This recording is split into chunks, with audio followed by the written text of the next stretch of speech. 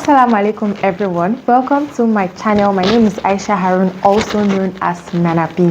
Today inshallah we'll be discussing a book which is quite sensational. It's a book that should be the talk of town, except that you've not heard of it. It's a book that is very educating, very enlightening, and specifically for boys. It's none other than Pubescence. This book was written by Abu Imran, and it talks about, it's like a self-help book which gives a guide to the young boy about puberty and how to deal with the stage. Now, this book is not only for the boys, it's also for their parents to read. And today I'm going to be giving us a brief review on this 8-chapter book, inshallah. So yeah, let's dive in. The first chapter of this book talks about the origin of man, how the world came to be, how the universe came to be. The first thing that Allah subhanahu wa ta'ala created, which is the pen.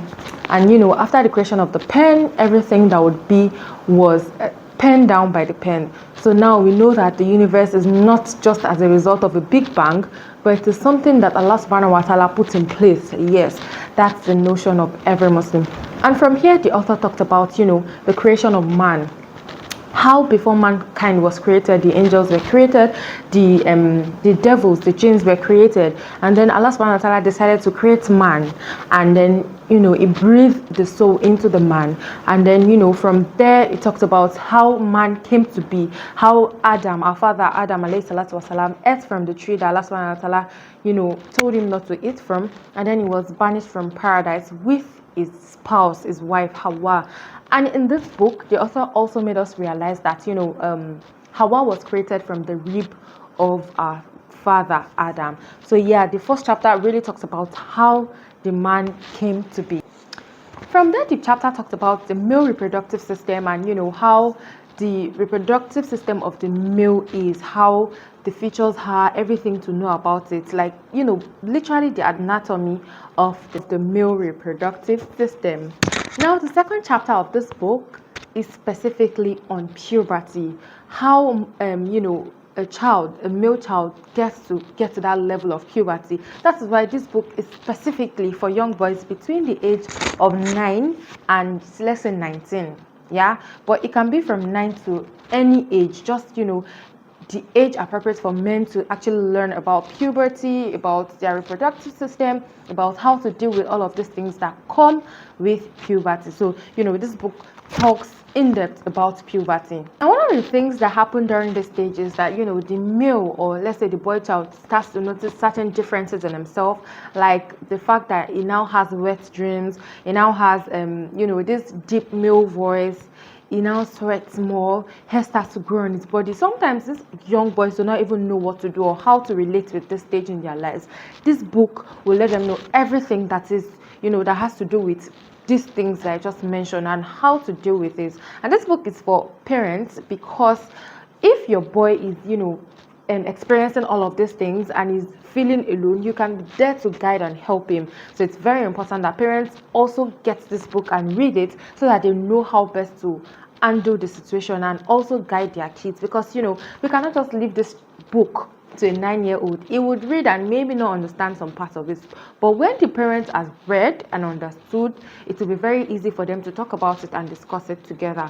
Now, one thing to really note that is very important here is that the relationship between a parent and a child is very, very important. It cannot be overemphasized.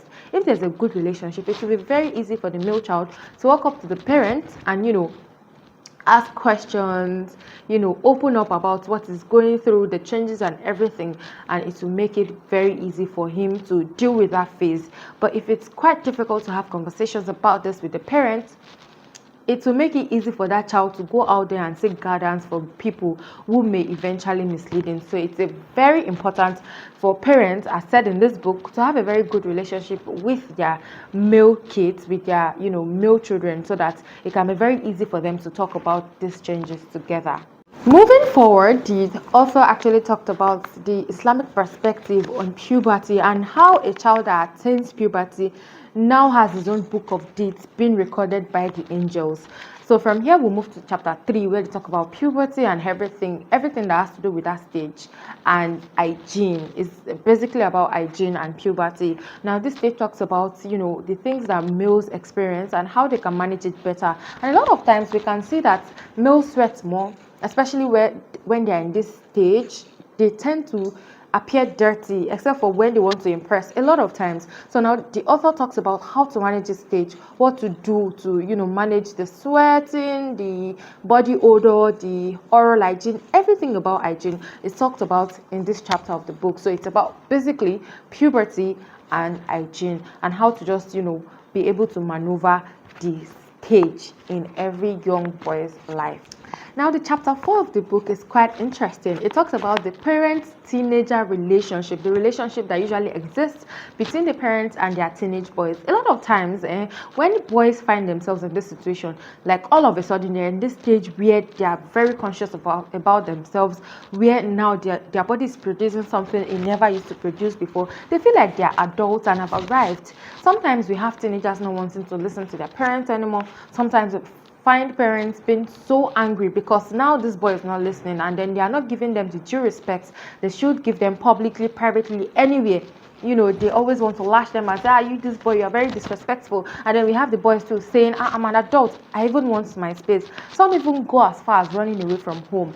Now this chapter is basically for that stage, how parents can try as much as they can to come down to the level of these young boys, and all the young boys can also realize that that emancipation, that freedom that they are seeking is not supposed to be totally handed over to them, because complete freedom will breed chaos. So this chapter talks about how we can have this harmony between the parents and the young boys. Now, the chapter 5 of this book talks about the corrupt society, the society where the young boy is growing up and then seeing a lot of things, a lot of meanings. There is the issue of masturbation for this age, and how songs and so many things promote it. Now there's the case of pornography, and how there's peer influence, which can influence a child to go into this state because he doesn't even know how to handle these things that are happening to his body. So some people may just misguide him, and then he falls into this pit of pornography, of masturbation, of substance use, and so many other things like internet fraud and all of that. Now this chapter, the chapter 5 of the book, talks about this stage and how to manage it, and how to especially tackle peer influence, or say peer pressure. So this chapter equips the young boy on how to handle this situation when he finds himself in a society that is promoting all of these vices rather than shunning them.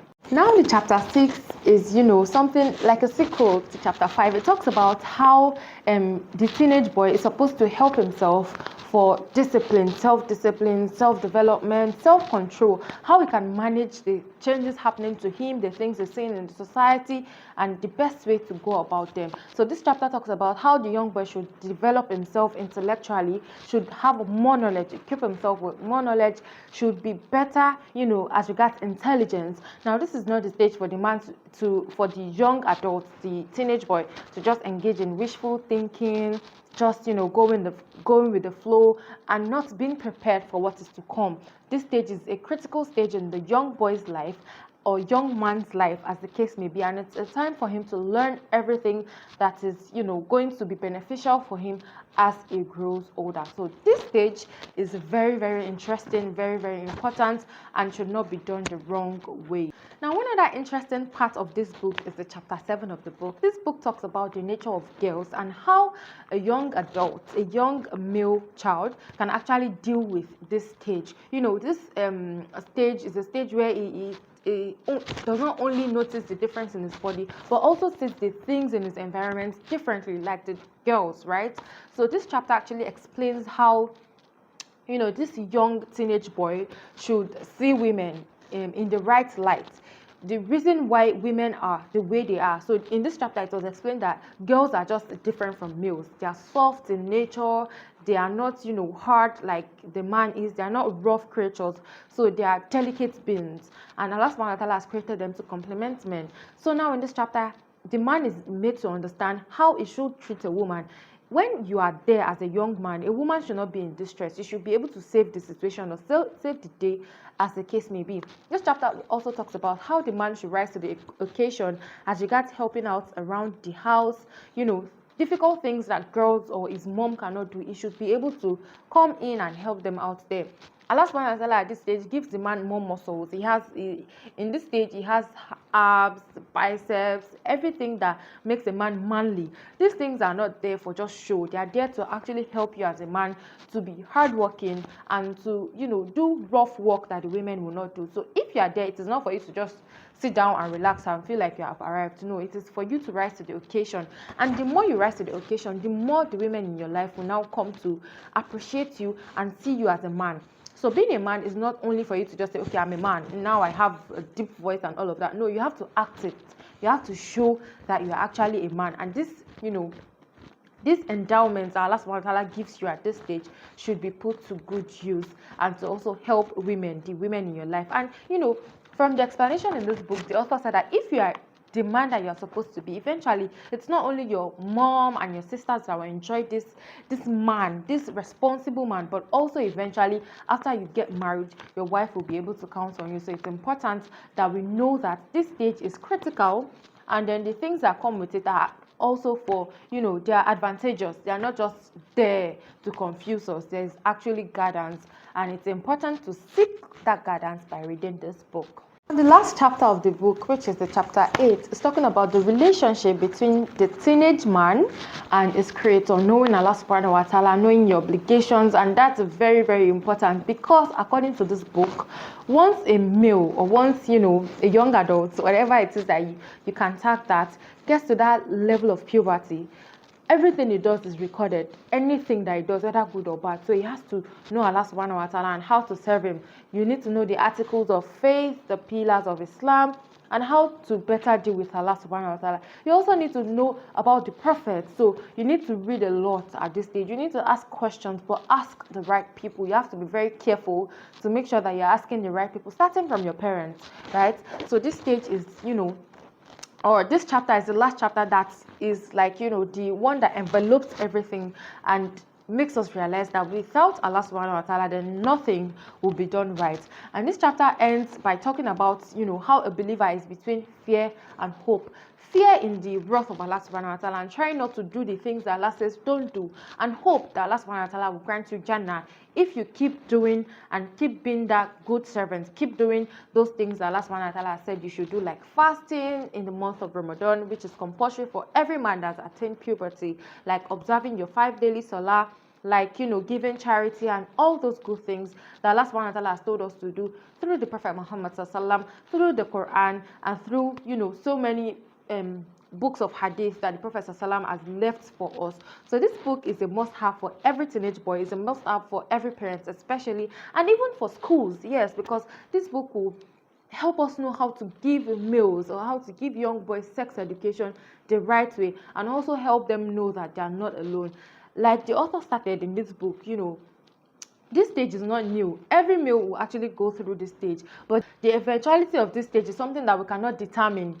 It all depends on the kind of exposure the male has, the kind of knowledge he has, the way he manages this situation. So I would recommend this book for everyone, especially for parents and young boys, and then schools, or let's say imams who counsel young boys, so that they know how to manage our boys better. I hope you've been able to learn a thing or two from this. Till I come your way next time, make sure to subscribe, like, and share this video. Wassalamu alaikum warahmatullahi wabarakatuh.